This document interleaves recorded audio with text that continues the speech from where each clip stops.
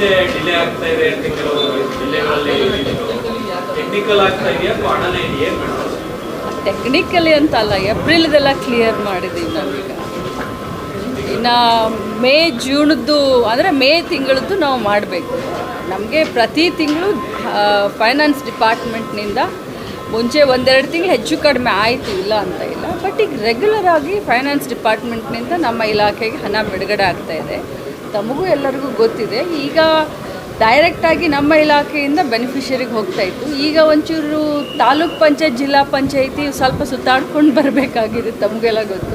So ಅದಕ್ಕೆ ಒಂದು 1 weak 2 weak delay ಆಗಿರ್ಬೋದು ಅಷ್ಟೇ. ಬಟ್ ರೆಗ್ಯುಲರ್ ಆಗಿ ಗೃಹಲಕ್ಷ್ಮಿ ಅಕೌಂಟ್ಗೆ ಫೈನಾನ್ಸ್ ಡಿಪಾರ್ಟ್ಮೆಂಟ್ ದುಡ್ಡು ಕೊಡ್ತಾ ಇದೆ. ಮುಖ್ಯಮಂತ್ರಿ ಅವರಿಗೆ ಅದ್ರ ಬಗ್ಗೆ ಕಾಳಜಿ ಇದೆ. ಸೊ ಯಾವುದೇ ಕಂತನ ತಡೆಯುವಂಥ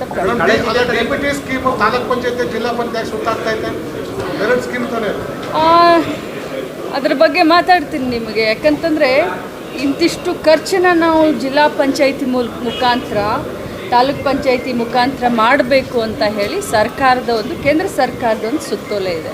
ಸೊ ಆ ಸುತ್ತೋಲೆ ಪ್ರಕಾರ ಸ್ವಲ್ಪ ನಾವೀಗ ತಾಲೂಕ್ ಪಂಚಾಯತ್, ಜಿಲ್ಲಾ ಪಂಚಾಯತಿನ ಕೂಡ ಅಂದರೆ ಇನ್ನೊಂದು ಸ್ವಲ್ಪ ಸರಳ ಆಗಲಿ ಅಂತ ಬಳಸ್ಕೊಳ್ತಾ ಇದ್ದೀವಿ. ಎಷ್ಟು ಅಮೌಂಟ್ ಬಾಕಿ ಇದೆ ಮೇಡಮ್? ಎಷ್ಟು ಜನಕ್ಕಿದೆ? ಪರಿಷ್ಕರಣೆಯನ್ನು ಮಾಡ್ಕೊಂಡು ಹೊರಟಿದ್ದೀರಾ? ಎಂಥ ಪರಿಷ್ಕರಣೆ? ಇಲ್ಲ, ಯಾವುದೇ ಕಾರಣಕ್ಕೂ ಕೂಡ ಯಾವ ಫಲಾನುಭವಿಗಳ ಪರಿಷ್ಕರಣೆ ಮಾಡೋದಿಲ್ಲ.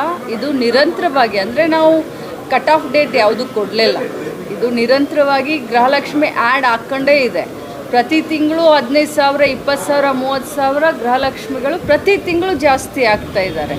ಟೋಟಲ್ ಆಗಿ 1,25,00,000ಕ್ಕಿಂತ ಮೇಲ್ಪಟ್ಟು ಯಜಮಾನಿಗಳು ಈಗಾಗಲೇ ನಮ್ಮ ಇಲಾಖೆಯಿಂದ ಗೃಹಲಕ್ಷ್ಮಿ ಹಣ ತೆಗೆದುಕೊಳ್ತಾ ಇದ್ದಾರೆ. ಇದು ಪ್ರತಿ ತಿಂಗಳು ಹಾಗೆ ಕಂಟಿನ್ಯೂ ಆಗಿದೆ. ಇದರಲ್ಲಿ ಯಾವುದೇ ರೀತಿಯಾದಂಥ ಪರಿಷ್ಕರಣೆಯನ್ನು ನಾವು ಮಾಡ್ತಾ ಇದ್ದೀವಿ. ಸಂಧ್ಯಾ ಸುರಕ್ಷಾ ಮತ್ತಿರ್ಬೋದು, ವಿಧವಾ ವೇತನ ಇರ್ಬೋದು, ಪರಿಷ್ಕರಣೆ ಮಾಡಲಿಕ್ಕೆ ಕೊಟ್ಟಿದ್ದಾರೆ. ಈಗಾಗಲೇ ಸುಮಾರು 23 ಲಕ್ಷಕ್ಕೆ ಅವನ್ನ ಸಂಧ್ಯಾ ಸುರಕ್ಷಾ ಯೋಜನೆ ಅದನ್ನ ಕಟ್ ಆಫ್ ಮಾಡ್ತಿದ್ದಾರೆ. ಹಾಗಾಗಿ ಒಂದು ವೇಳೆ ಇನ್ಕಮ್ ಸ್ಲ್ಯಾಬ್ ಇರೋರನ್ನ, IT ಪೇಯರ್ನ ಮಾನಿಟರ್ ಮಾಡಿ ಅಂತ ಇನ್ಸ್ಟ್ರಕ್ಷನ್ಗೆ ಹೋಗಿದೆ DC-ಗಳಿಗೆ. ಒಂದು ವೇಳೆ ಮಾಡಿದ್ರೆ ನಿಮ್ಮ ಇಲಾಖೆ ಅನ್ವಯ ಆಗುತ್ತೆ. BPL ಕಾರ್ಡ್ ಮಾತ್ರ ನಿಮ್ಮ ಇಲಾಖೆ ಅದು ಮುಂದೆ ನೋಡೋಣ. ಈಗ ಸದ್ಯಕ್ಕೆ ಭಾಳ ಪ್ರೀಮೆಚ್ಯೂರ್ ಆಗುತ್ತೆ ಇದ್ರ ಬಗ್ಗೆ ಮಾತನಾಡಲಿಕ್ಕೆ. ಅವ್ರು ಏನಾದರೂ ಸಂಧ್ಯಾ ಸುರಕ್ಷೆ ಮತ್ತೇನು ಬೇರೆ ತಾವು ಹೇಳ್ತಾ ಇದ್ರಿ, ಅದು ಮೊದಲು ಅದೆಲ್ಲ ಆಗಲಿ, ಆಮೇಲೆ ಇದ್ರ ಬಗ್ಗೆ ನಾನು ಮಾತಾಡ್ತೀನಿ. 1 ವರ್ಷ 1 ತಿಂಗಳಾಗಿ ಆರ್ಡರ್ ಮಾಡಿ ಅದೇ ಅದು ಮೊದಲು ಪರಿಷ್ಕರಣೆ ಆಗಲಿ, ಅದು ಇದಕ್ಕೆ ಇಫೆಕ್ಟ್ ಆಗುತ್ತೋ ಇಲ್ಲೋ ಅನ್ನೋದನ್ನ ಆಮೇಲೆ ನಾನು ಮಾತಾಡ್ತೀನಿ. Thank you. ಗ್ಯಾರಂಟಿ ನ್ಯೂಸ್, ಸುದ್ದಿ ಖಚಿತ, ನ್ಯಾಯ ನಿಶ್ಚಿತ.